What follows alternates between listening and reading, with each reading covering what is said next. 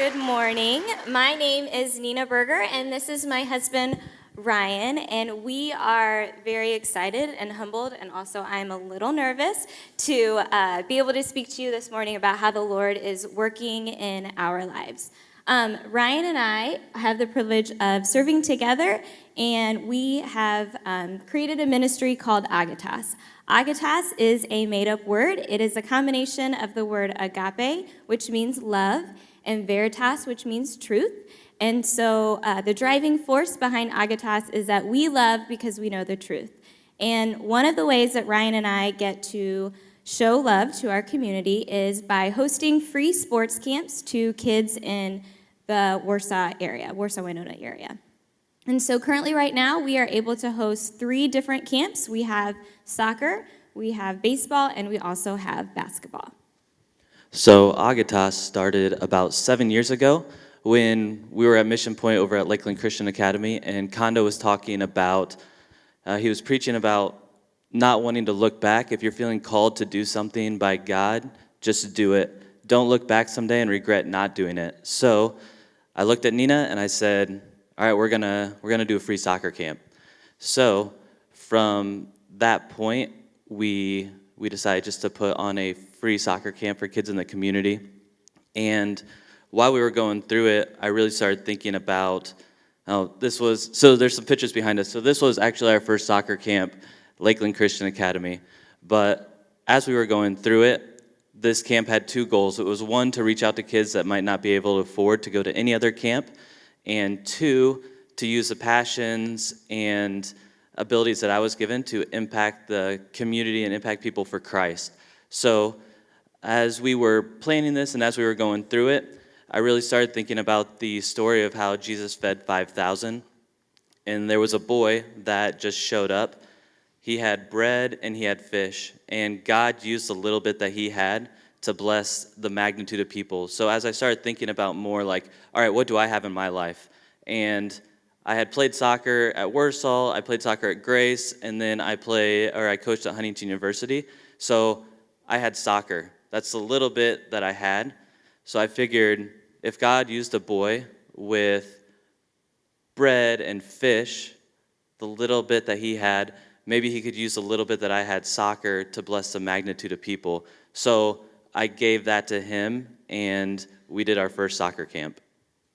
So we held our first soccer camp at Lakeland Christian Academy, and we actually partnered with Mission Point. This was 7 years ago. And our first soccer camp, we were so excited the first day when about 20 kids showed up. We went home and we were just very thrilled that anyone would join in this crazy adventure that we really didn't know what we were doing at the time. But by the end of the week, the Lord had almost doubled that, and we had about 30 to 40 kids join our camp with a group of about 5 volunteers. Fast forward to the next year, God continued to stir in Ryan's heart, and we were able to partner with Warsaw Community Schools and use their high school facility, which opened up our camp to a lot more children. Then in 2014, we were approached at church by actually a high schooler at the time who goes to our church.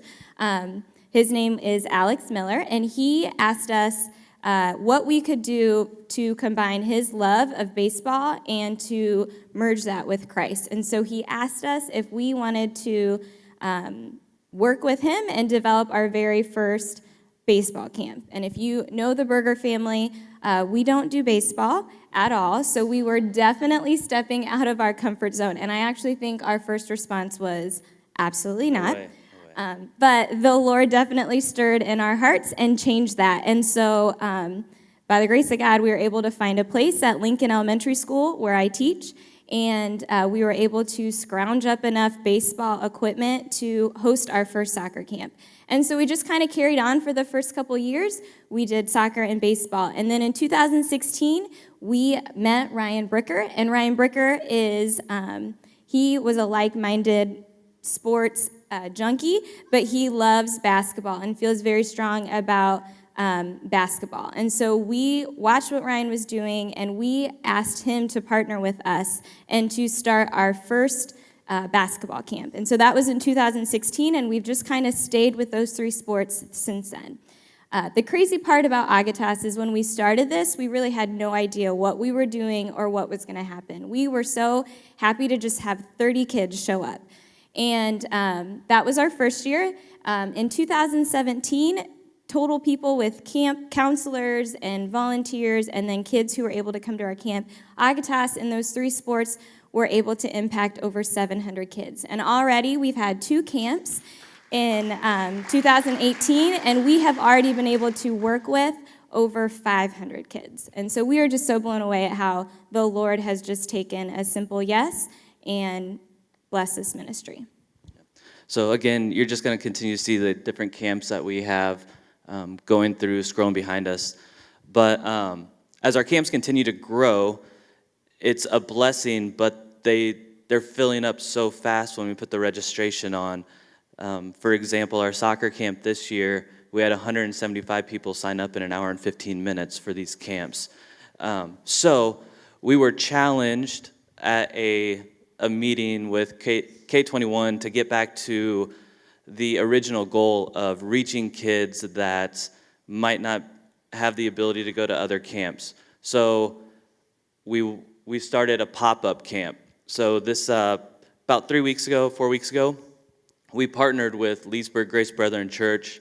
Condo told me not to mention any other churches, so I apologize for that. But we partnered with them, and we did a pop-up camp at Whispering Pines Mobile Home Park, and it was just such a great experience. So one thing I wanted to share was this was 2 weeks ago. Our largest camp ever. We had 250 kids go through this camp, 70 high schoolers and middle school counselors, and then multiple volunteers.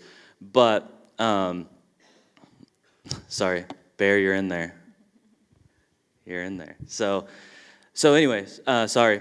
But, so through the pop-up camp, what we did is we just showed up at Whispering Pines Mobile Home Park, and when we pulled in on the left-hand side, there was just a big field of grass that we were able to do these camps. On the right-hand side, there was a mobile home that was torn down because it was a meth house. About 2 or 3 days later, there was another house there that had caught on fire, and they put a huge dumpster there, one that you actually had to climb a ladder to get into. And Thursday and Friday, when we showed up, every time we would pull in, we would see heads of kids pop out of this huge dumpster. And they would just be looking at us, and once they saw us, they would run out. But it was really as close to a third world that I've seen here in Warsaw.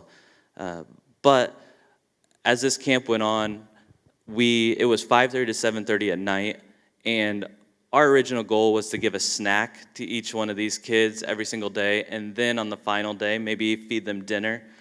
And as I was sharing the first day, at the end, I was talking about how Jesus feeds 5,000, just like I was, and I said we could take all of the food in all of our houses, and it wouldn't have fed everybody that Jesus fed that day. And one of the little kids stopped, and he said, "Well, that's not much." And I just it stopped me for a second, and I realized he was talking about they don't have food. They don't have a lot of food, so even if we did gather everything that they had, it's not making an impact. So my heart was completely breaking at that moment, hearing these kids talk about not having any food. At the same time, somebody was texting Nina from our church, Rachel Oman, and she was telling Nina, without knowing anything, that she wanted to provide dinner for all of the kids on Tuesday night. So while God was breaking my heart, he was stirring in hers that she wanted to feed all these kids. So on Tuesday night, she came out and she brought peanut butter sandwiches, she brought fruit, chips, everything for these kids. Because she did that on Tuesday night, somebody saw that and brought dinner for those kids on Wednesday night. And since they saw, again, Rachel on Tuesday, somebody else came out and did it on Thursday night. So these kids were fed at least 3 days that week, and you just don't know if that's the case every time. The other thing is these kids were asking for bags that they could take food home to their families, to their siblings. So they were just filling up any extras that we had to take home. And one of I don't know if it's a favorite memory, that might not be the right word, but there was a little girl named Raina that came to me afterwards and said, because I took that sandwich home, my brother's stomach doesn't hurt anymore. And again, that just broke my heart. But because Nina and I said yes to doing something 7 years ago that we were stirred and called to do, Rachel Oman had the opportunity to say yes to something that she was stirred to do just a couple weeks ago. And because of that, we were able to feed kids and stop their stomach hurting for at least one night. So again, it comes back to the first thing that Kondo was talking about 7 years ago. If you're feeling called to do something, whatever it is, listen and just do it. So one thing that I have just been blown away by is the way that the Lord has shown up in these camps. My husband is a big idea guy. He is a dreamer, and he's the one who started us on this wild adventure. And as every good dreamer knows, you have to have someone who will come alongside of you and remind you of all the steps that need to happen in order for these dreams to happen. And so that's kind of where I get to come in. But what I've realized about myself is that I will often get overwhelmed by details and then stop and not do things. And so what the Lord has reminded me of so many times in the last 7 years, and I think year 7 was the year that he reminded me the most, was that if we are following his will, if we are obeying his promptings, if we are being obedient to what he has called us to, he will make sure that all of those details happen and that and he will fulfill that plan. And so what I've realized that he has provided us is he has given us this amazing body of believers who have bought into this mission of Agatas. In Corinthians, they talk about how God has uniquely designed and created every single person with a different gift and a different talent.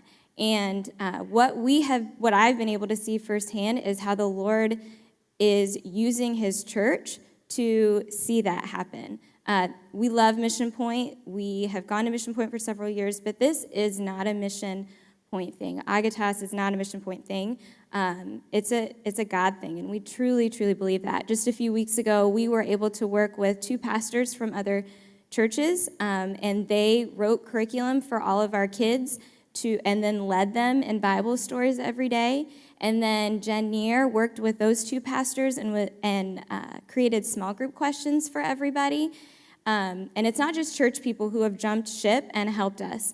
We have had moms who just want to come out and serve the community. And so they have organized T-shirts for us. They have handed out T-shirts for us. They have made over 300 meals a day for kids at this camp. They have stood out in the rain with us to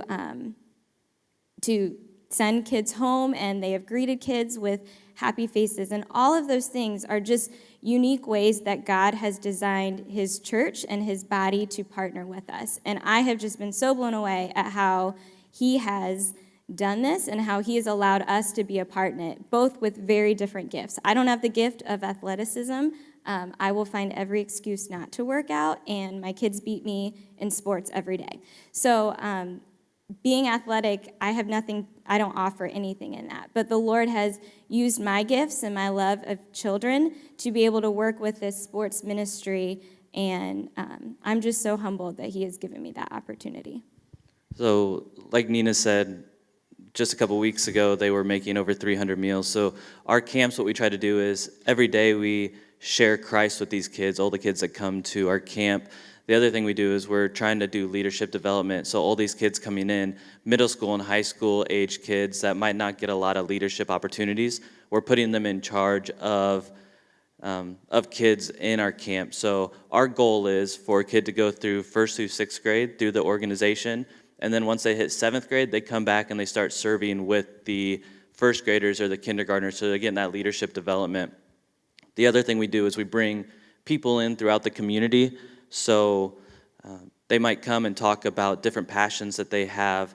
So they might see us doing a sports ministry, but they might see how somebody else is doing a art studio or doing designing wells, or doing whatever it is, an adoption fundraiser, so they can know that, hey, just because my passion isn't in sports, maybe it's in this, I can impact people and invest in people's lives doing that. So we really want to show kids that there's a lot of different ways to do that.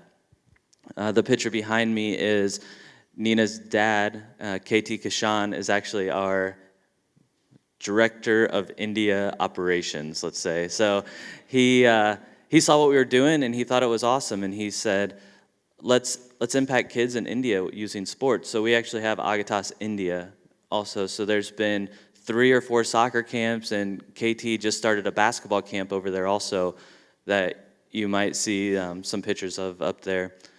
But as Agatas continues to grow, as I said, when we first started, we were really thinking about how Jesus fed 5,000, and that's still true. But as these camps started this year, in my mind, and I don't know if it was something that Kondo had talked about a while ago, but I really started thinking about the woman at the well, and she was at that well to get water.